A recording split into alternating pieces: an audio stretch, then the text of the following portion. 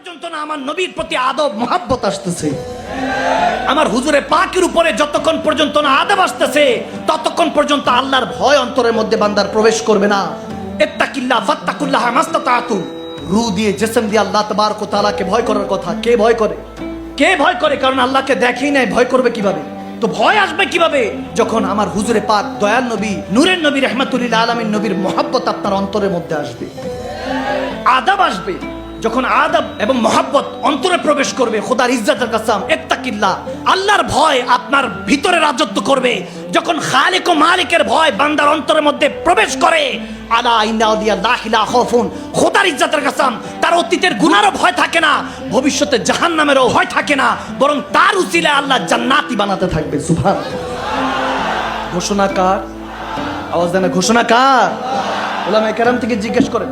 আল্লাহ তাবারক ওয়া তাআলা হাদিসে কুদসির মধ্যে আমাদের প্যারা নবী বুখারী মুসলিম শরীফে শিখিয়ে রেখেছেন আমাদেরকে, হাশরের ময়দানে জঞ্জির ধরে আল্লাহ ওয়ালারা একে অপরের হাত ধরে বলবে, আল্লাহর কাছে লাড করে, যেমন বাচ্চারা মা বাবার কাছে চকলেট চায়, এভাবে লাড করে হাতে হাত রেখে বলবে, মাওলা ইখওয়ানুনা কানু ইউসাল্লুনা মানা হাজ্জুনা মানা আমলুনা মানা ফাদখালতুমুন নার।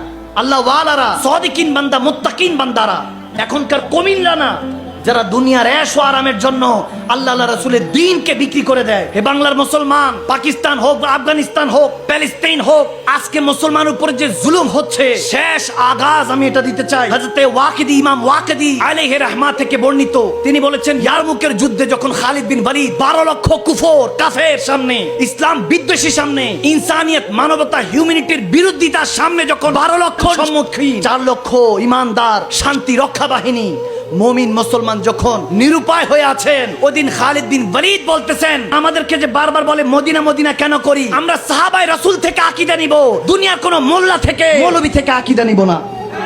সাহাবায়ে রাসূল খালিদ বিন ওয়ালিদ দোয়া করছেন, ইয়া মুহাম্মদ ইয়া মানসুর উম্মাতাক উম্মাতাক, হে আমার দয়াল নবী, উম্মতের উপর নজর দেন। সবাই যখন ডাকা শুরু করলেন, ওই ইয়ারমুকের যুদ্ধের ময়দানে জোর উঠলো, এক আওয়াজ উঠলো, ইয়া মুহাম্মদ ইয়া মানসুর। পড়েন, ইয়া মুহাম্মদ ইয়া মানসুর উম্মাতাক উম্মাতাক। আপনি দয়াল নবী কিভাবে ডাকতে থাকেন, খোদার ইজ্জতের কসম, ওদিন 12 লক্ষ 4 লক্ষের কাছে হারতে রাজি হয়ে গেছে। বাজি ওদিন মুসলমানদের পক্ষে এসেছে, বিজয় আল্লাহ মুসলমানদের কিসমতে লিখে দিয়েছিলেন। সুবহানাল্লাহ।